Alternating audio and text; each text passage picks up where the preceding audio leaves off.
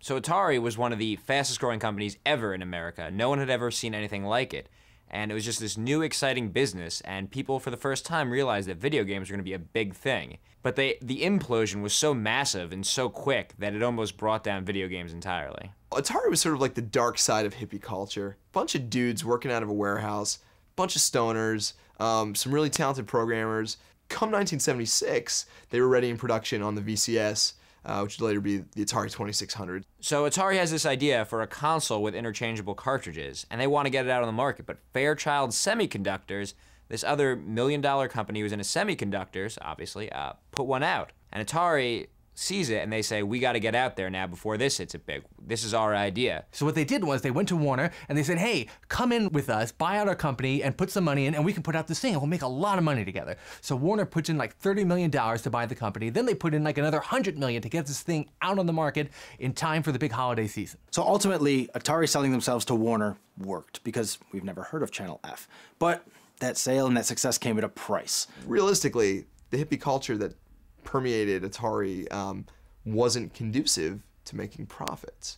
And they needed to go through some changes. So Nolan Bushnell, he's the founder, he also started Chuck E. Cheese, he gets forced out. They beam in Ray Kassar from corporate headquarters, and he is a total button-down suit and tie guy, and he's gonna turn everything around and make this a traditional by-the-numbers company. No more coming in at noon, no more smoking the reefer in the office. It was a culture clash, and in a lot of ways, it destroyed what made Atari so great in the first place. So from these starting irritations, like having to wear socks to the office, other problems grew out of that. The guys who were making the games, they were getting paid maybe 30 grand a year. And they would say, hey, I'm making this game, you just made $10 million off it, can I get a little bonus? Can I get something extra? No, nothing. Kassar wouldn't let the people who made the games take any credit for their work. Like, their names weren't mentioned on the game anywhere. They were just basically programming monkeys, and, you know, the credit went to Atari. Game design at this point is maybe not appreciated as the art it is today. Even today, I think people still kind of look at it as just programming, and it's not. There's a lot of choices to be made on a creative level. And they didn't really understand that at the time. So the designers weren't particularly well paid and they weren't respected. Atari's top game makers, you know, went to the brass and tried to get some more money, you know, some royalties from the games they made, and, you know, it never worked out. So a bunch of the top designers left Atari and went to make their own company. And they actually do it. They leave and they start Activision. And Activision starts making and selling games for the Atari 2600. Which nobody saw coming. Atari certainly didn't see it coming. And now this has never happened before. I mean, mind you, this is a big thing. Atari never thought that could have happened, that their designers would leave. Like, if they left, they'd be like, okay, well, you just don't have a job.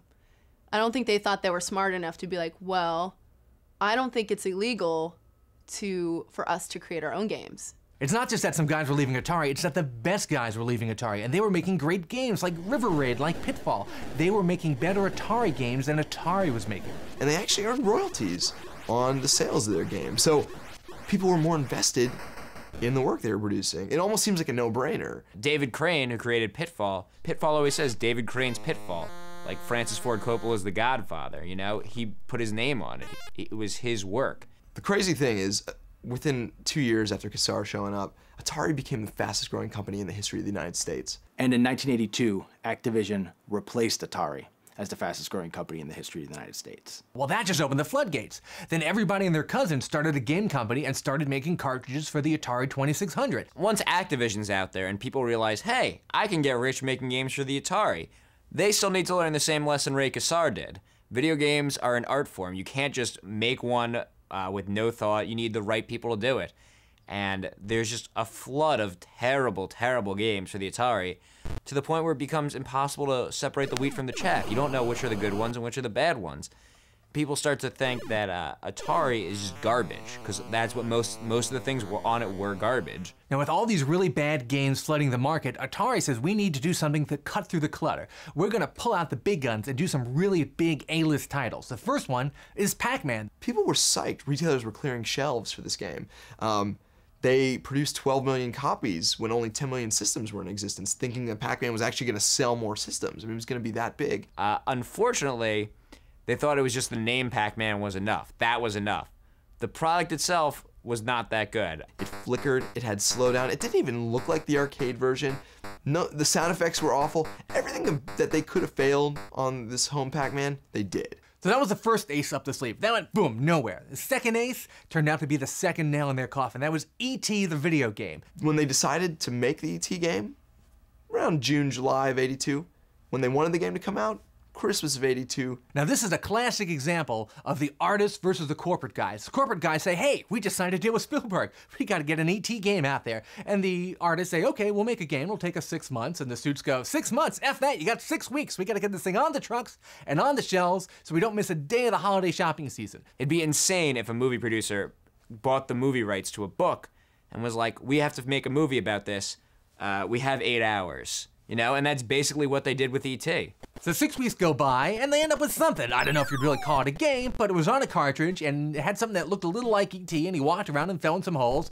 But really, it was really one of the worst games of all time. The root of all these problems is just a lack of respect for the design of the games. And they look at them and they're like, moving blocks are moving blocks. What's the difference? They thought everyone has to have this game. But when the game's garbage, no one needs to have it. You know, it's just, they're basically selling a box with E.T. on it. Atari was left with more than 2 million unsold cartridges that were returned from retailers. They just dumped them in a landfill somewhere in New Mexico. So just like that, the golden age of Atari was over. They had lost the hearts and minds of the people. By the end of 1983, Atari had just completely tanked. Initially, they posted a $350 million loss. By the end of that year, grew to over $530 million. So Warner says, we gotta get out of this business. This is killing us. So they break up the company, they sell different divisions off, and the Atari name bounces around for years, being bought and sold. Eventually it's bought by a French company, that's where it is today, and people don't realize that the Atari name they see today has nothing to do with the original Atari company. Somebody just bought the intellectual property rights to the name. You know, I guess the lesson of the whole story is just that, it's just to look at video game design as an art form. It's not something you just put out in a factory. You need smart, creative people to do it. It's its own medium. That's a main rule of thumb when you have a company. Do not crap on your employees, because you make them unhappy, they're going to leave. And they're going to, they're going to come up with other ways to make money doing what they do. The lesson to be learned here is treat your employees well or you risk dying.